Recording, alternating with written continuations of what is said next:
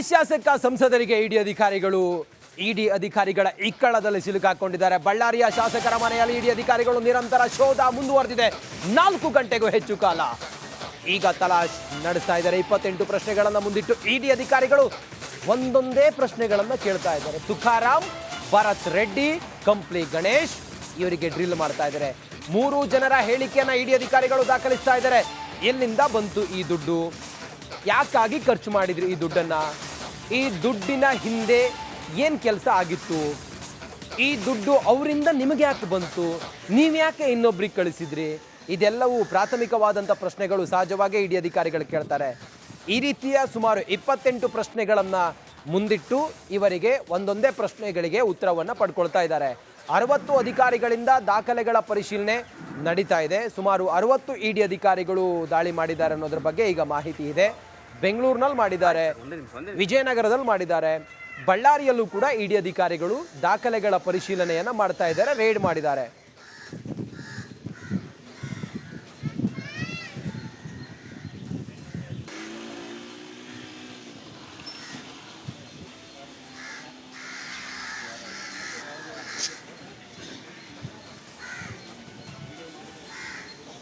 ಸತತ 4 ಗಂಟೆಗಳಿಂದಲೂ ಕೂಡ ಇಡಿ ಅಧಿಕಾರಿಗಳು ಪರಿಶೀಲನೆಯನ್ನ ಮಾಡ್ತಾ ಇದ್ದಾರೆ. ಕಾಂಗ್ರೆಸ್ ನಾಯಕರಿಗೆ ಮುಳುವಾಯ್ತಾ ಆ ಚೀಟಿ? ಡೈರಿಯ ಒಳಗಿದ್ದ ಆ ಚೀಟಿ, ಕಾಂಗ್ರೆಸ್ ಕಾರ್ಯಕರ್ತ ವಿಜಯ್ ಬರೆದಿದ್ದ ಚೀಟಿ, ಚುನಾವಣೆಯಲ್ಲಿ ಹಣ ಹಂಚಿಕೆಯ ಬಗ್ಗೆ ಚೀಟಿಯಲ್ಲಿ ಮಾಹಿತಿ ಇತ್ತು.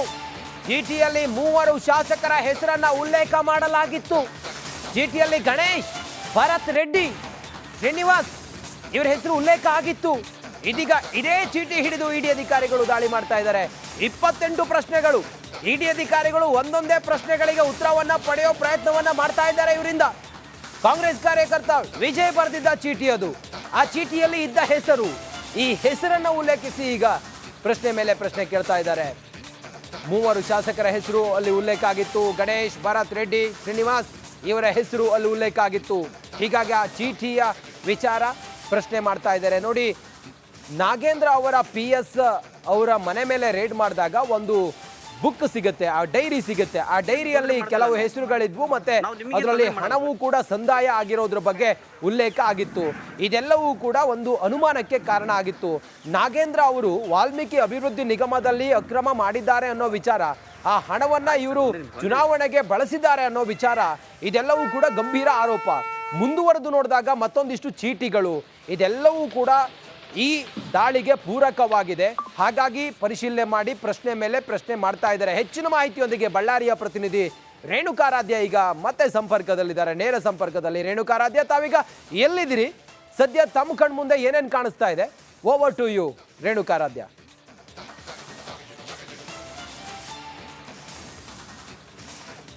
ರಂಜಿತ್, ನಾನೀಗ ಬಳ್ಳಾರಿ ನಗರದ ನೆಹರು ಕಾಲೋನಿಯಲ್ಲಿ ಇರತಕ್ಕಂಥ ಶಾಸಕ ನಾರಾ ಭರತ್ ರೆಡ್ಡಿ ಅವರ ನಿವಾಸದ ಮುಂಭಾಗ ಇದ್ದೇನೆ. ಇಲ್ಲಿ ಬೆಳಗ್ಗೆಯಿಂದನೂ ಕೂಡ ಇಡಿ ಅಧಿಕಾರಿಗಳು ದಾಳಿಯನ್ನು ಮಾಡಿದ್ದಾರೆ. ಈಗಾಗಲೇ ಸಿಕ್ಕಿರ್ತಕ್ಕಂಥ ಮಾಹಿತಿಯ ಪ್ರಕಾರ ನಾರಾ ಭರತ್ ರೆಡ್ಡಿ ಜೊತೆಗೆ ಸಂಸದರಾಗಿರ್ತಕ್ಕಂಥ ತುಕಾರಾಮ್ ಜೊತೆಗೆ ಕಂಪ್ಲಿ ಶಾಸಕರಾಗಿರ್ತಕ್ಕಂಥ ಜಯನ್ ಗಣೇಶ್ ಅವರನ್ನ ತೀವ್ರವಾಗಿ ವಿಚಾರಣೆ ಮಾಡ್ತಾ ಇದ್ದಾರೆ ಅನ್ನುವ ಮಾಹಿತಿ ಲಭ್ಯವಾಗಿರ್ತಕ್ಕಂಥದ್ದು. ಅದರಲ್ಲೂ ಪ್ರಮುಖವಾಗಿ 60 ಅಧಿಕಾರಿಗಳು, ಅಂದರೆ ಬಳ್ಳಾರಿ ಜಿಲ್ಲೆಯಲ್ಲಿ ಸುಮಾರು 60 ಮಾಡ್ತಾ ಇರ್ತಕ್ಕಂಥದ್ದು. ಸುಮಾರು 28 ಪ್ರಶ್ನೆಗಳ ಪ್ರಶ್ನಾವಳಿಯನ್ನ ರೆಡಿ ಮಾಡಿಕೊಂಡು ಮೊದಲೇ ಬಂದಿರತಕ್ಕಂಥದ್ದು.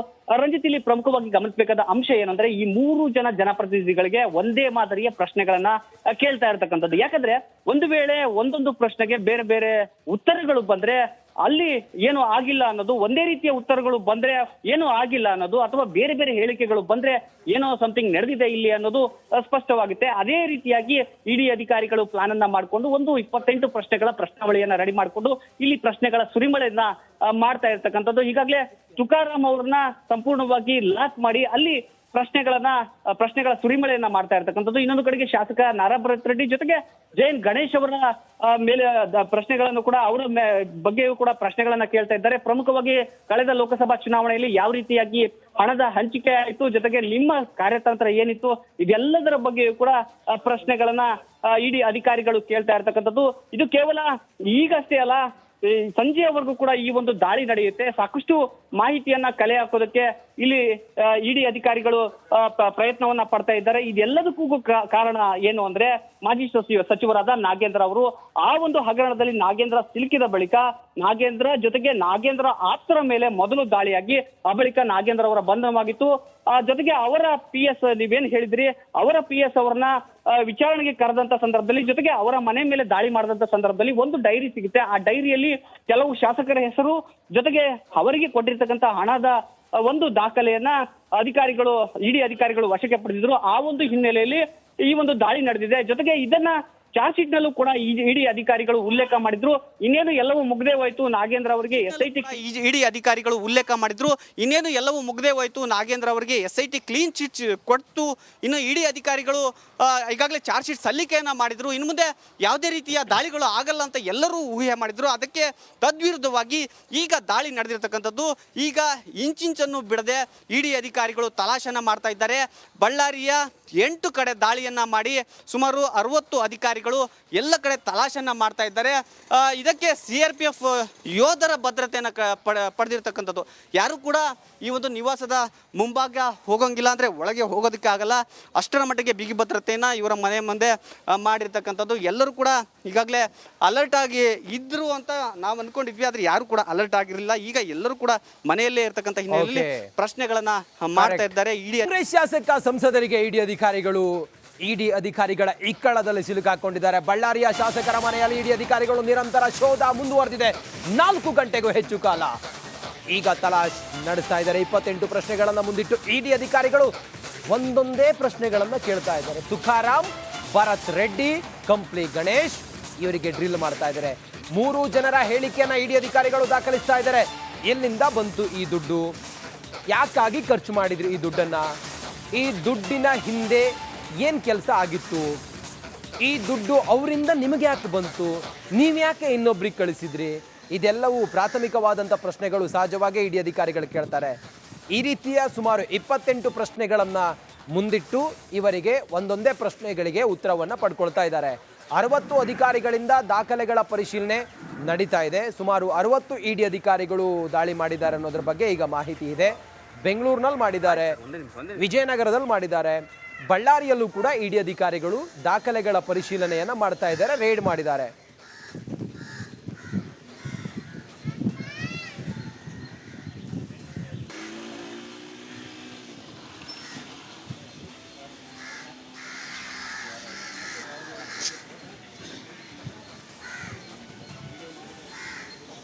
ಸತತ 4 ಗಂಟೆಗಳಿಂದಲೂ ಕೂಡ ಇಡಿ ಅಧಿಕಾರಿಗಳು ಪರಿಶೀಲನೆಯನ್ನ ಮಾಡ್ತಾ ಇದ್ದಾರೆ. ಕಾಂಗ್ರೆಸ್ ನಾಯಕರಿಗೆ ಮುಳುವಾಯ್ತ ಆ ಚೀಟಿ, ಡೈರಿಯ ಒಳಗಿದ್ದ ಆ ಚೀಟಿ, ಕಾಂಗ್ರೆಸ್ ಕಾರ್ಯಕರ್ತ ವಿಜಯ್ ಬರೆದಿದ್ದ ಚೀಟಿ, ಚುನಾವಣೆಯಲ್ಲಿ ಹಣ ಹಂಚಿಕೆಯ ಬಗ್ಗೆ ಚೀಟಿಯಲ್ಲಿ ಮಾಹಿತಿ ಇತ್ತು.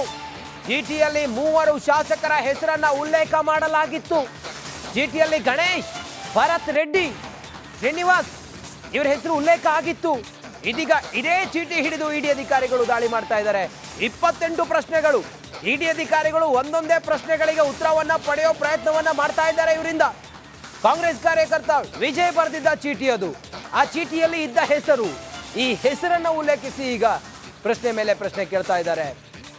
3 ಶಾಸಕರ ಹೆಸರು ಅಲ್ಲಿ ಉಲ್ಲೇಖ ಆಗಿತ್ತು. ಗಣೇಶ್, ಭರತ್ ರೆಡ್ಡಿ, ಶ್ರೀನಿವಾಸ್ ಇವರ ಹೆಸರು ಅಲ್ಲಿ ಉಲ್ಲೇಖ ಆಗಿತ್ತು.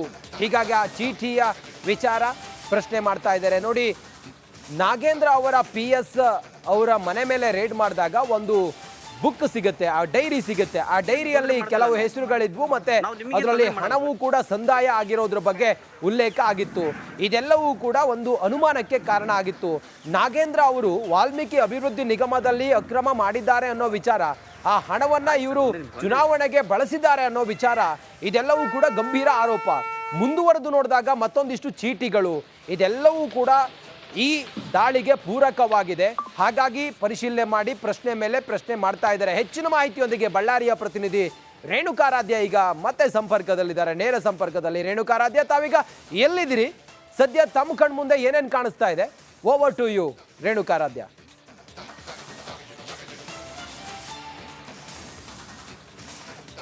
ರಂಜಿತ್, ನಾನೀಗ ಬಳ್ಳಾರಿ ನಗರದ ನೆಹರು ಕಾಲೋನಿಯಲ್ಲಿ ಇರ್ತಕ್ಕಂಥ ಶಾಸಕ ನಾರಾ ಭರತ್ ರೆಡ್ಡಿ ಅವರ ನಿವಾಸದ ಮುಂಭಾಗ ಇದ್ದೇನೆ. ಇಲ್ಲಿ ಬೆಳಗ್ಗೆಯಿಂದನೂ ಕೂಡ ಇಡಿ ಅಧಿಕಾರಿಗಳು ದಾಳಿಯನ್ನ ಮಾಡಿದ್ದಾರೆ.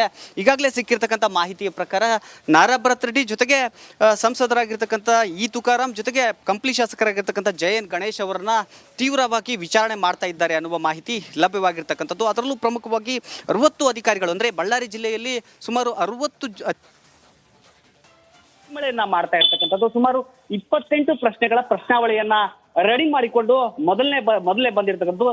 ರಂಜಿತ್, ಇಲ್ಲಿ ಪ್ರಮುಖವಾಗಿ ಗಮನಿಸಬೇಕಾದ ಅಂಶ ಏನಂದ್ರೆ ಈ 3 ಜನ ಜನಪ್ರತಿನಿಧಿಗಳಿಗೆ ಒಂದೇ ಮಾದರಿಯ ಪ್ರಶ್ನೆಗಳನ್ನ ಕೇಳ್ತಾ ಇರ್ತಕ್ಕಂಥದ್ದು. ಯಾಕಂದ್ರೆ ಒಂದು ವೇಳೆ ಒಂದೊಂದು ಪ್ರಶ್ನೆಗೆ ಬೇರೆ ಬೇರೆ ಉತ್ತರಗಳು ಬಂದ್ರೆ ಅಲ್ಲಿ ಏನು ಆಗಿಲ್ಲ ಅನ್ನೋದು, ಒಂದೇ ರೀತಿಯ ಉತ್ತರಗಳು ಬಂದ್ರೆ ಏನು ಆಗಿಲ್ಲ ಅನ್ನೋದು, ಅಥವಾ ಬೇರೆ ಬೇರೆ ಹೇಳಿಕೆಗಳು ಬಂದ್ರೆ ಏನೋ ಸಮಥಿಂಗ್ ನಡೆದಿದೆ ಇಲ್ಲಿ ಅನ್ನೋದು ಸ್ಪಷ್ಟವಾಗುತ್ತೆ. ಅದೇ ರೀತಿಯಾಗಿ ಇಡಿ ಅಧಿಕಾರಿಗಳು ಪ್ಲಾನ್ ಅನ್ನ ಮಾಡಿಕೊಂಡು 28 ಪ್ರಶ್ನೆಗಳ ಪ್ರಶ್ನಾವಳಿಯನ್ನ ರೆಡಿ ಮಾಡಿಕೊಂಡು ಇಲ್ಲಿ ಪ್ರಶ್ನೆಗಳ ಸುರಿಮಳೆಯನ್ನ ಮಾಡ್ತಾ ಇರ್ತಕ್ಕಂಥದ್ದು. ಈಗಾಗಲೇ ತುಕಾರಾಂ ಅವ್ರನ್ನ ಸಂಪೂರ್ಣವಾಗಿ ಲಾಕ್ ಮಾಡಿ ಅಲ್ಲಿ ಪ್ರಶ್ನೆಗಳ ಸುರಿಮಳೆಯನ್ನ ಮಾಡ್ತಾ ಇರ್ತಕ್ಕಂಥದ್ದು. ಇನ್ನೊಂದು ಕಡೆಗೆ ಶಾಸಕ ನಾರಾ ಭರತ್ ರೆಡ್ಡಿ ಜೊತೆಗೆ ಜಯನ್ ಗಣೇಶ್ ಅವರ ಮೇಲೆ ಪ್ರಶ್ನೆಗಳನ್ನು ಕೂಡ ಅವರ ಬಗ್ಗೆಯೂ ಕೂಡ ಪ್ರಶ್ನೆಗಳನ್ನ ಕೇಳ್ತಾ ಇದ್ದಾರೆ. ಪ್ರಮುಖವಾಗಿ ಕಳೆದ ಲೋಕಸಭಾ ಚುನಾವಣೆಯಲ್ಲಿ ಯಾವ ರೀತಿಯಾಗಿ ಹಣದ ಹಂಚಿಕೆ ಆಯಿತು, ಜೊತೆಗೆ ನಿಮ್ಮ ಕಾರ್ಯತಂತ್ರ ಏನಿತ್ತು, ಇದೆಲ್ಲದರ ಬಗ್ಗೆಯೂ ಕೂಡ ಪ್ರಶ್ನೆಗಳನ್ನ ಇಡಿ ಅಧಿಕಾರಿಗಳು ಕೇಳ್ತಾ ಇರ್ತಕ್ಕಂಥದ್ದು.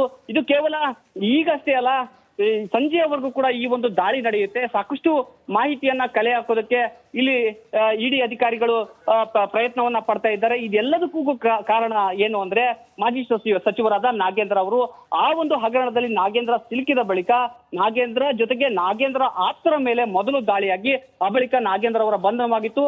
ಜೊತೆಗೆ ಅವರ PS ನೀವೇನ್ ಹೇಳಿದ್ರಿ, ಅವರ PS ಅವರನ್ನ ವಿಚಾರಣೆಗೆ ಕರೆದಂತ ಸಂದರ್ಭದಲ್ಲಿ, ಜೊತೆಗೆ ಅವರ ಮನೆ ಮೇಲೆ ದಾಳಿ ಮಾಡಿದಂತ ಸಂದರ್ಭದಲ್ಲಿ ಒಂದು ಡೈರಿ ಸಿಗುತ್ತೆ. ಆ ಡೈರಿಯಲ್ಲಿ ಕೆಲವು ಶಾಸಕರ ಹೆಸರು ಜೊತೆಗೆ ಅವರಿಗೆ ಕೊಟ್ಟಿರ್ತಕ್ಕಂಥ ಹಣದ ಒಂದು ದಾಖಲೆಯನ್ನ ಇಡಿ ಅಧಿಕಾರಿಗಳು ವಶಕ್ಕೆ ಪಡೆದಿದ್ರು. ಆ ಒಂದು ಹಿನ್ನೆಲೆಯಲ್ಲಿ ಈ ಒಂದು ದಾಳಿ ನಡೆದಿದೆ. ಜೊತೆಗೆ ಇದನ್ನ ಚಾರ್ಜ್ ಶೀಟ್ ನಲ್ಲೂ ಕೂಡ ಇಡಿ ಅಧಿಕಾರಿಗಳು ಉಲ್ಲೇಖ ಮಾಡಿದ್ರು.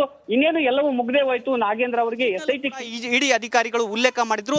ಇನ್ನೇನು ಎಲ್ಲವೂ ಮುಗ್ದೇ ಹೋಯ್ತು, ನಾಗೇಂದ್ರ ಅವರಿಗೆ SIT ಕ್ಲೀನ್ ಚಿಟ್ ಕೊಟ್ಟು ಇನ್ನು ಇಡಿ ಅಧಿಕಾರಿಗಳು ಈಗಾಗಲೇ ಚಾರ್ಜ್ ಶೀಟ್ ಸಲ್ಲಿಕೆಯನ್ನ ಮಾಡಿದ್ರು. ಇನ್ನು ಮುಂದೆ ಯಾವುದೇ ರೀತಿಯ ದಾಳಿಗಳು ಆಗಲ್ಲ ಅಂತ ಎಲ್ಲರೂ ಊಹೆ ಮಾಡಿದ್ರು. ಅದಕ್ಕೆ ತದ್ವಿರುದ್ಧವಾಗಿ ಈಗ ದಾಳಿ ನಡೆದಿರ್ತಕ್ಕಂಥದ್ದು. ಈಗ ಇಂಚಿಂಚನ್ನು ಬಿಡದೆ ಇಡಿ ಅಧಿಕಾರಿಗಳು ತಲಾಶನ ಮಾಡ್ತಾ ಇದ್ದಾರೆ. ಬಳ್ಳಾರಿಯ 8 ಕಡೆ ದಾಳಿಯನ್ನ ಮಾಡಿ ಸುಮಾರು 60 ಅಧಿಕಾರಿಗಳು ಎಲ್ಲ ಕಡೆ ತಲಾಶನ್ನ ಮಾಡ್ತಾ ಇದ್ದಾರೆ.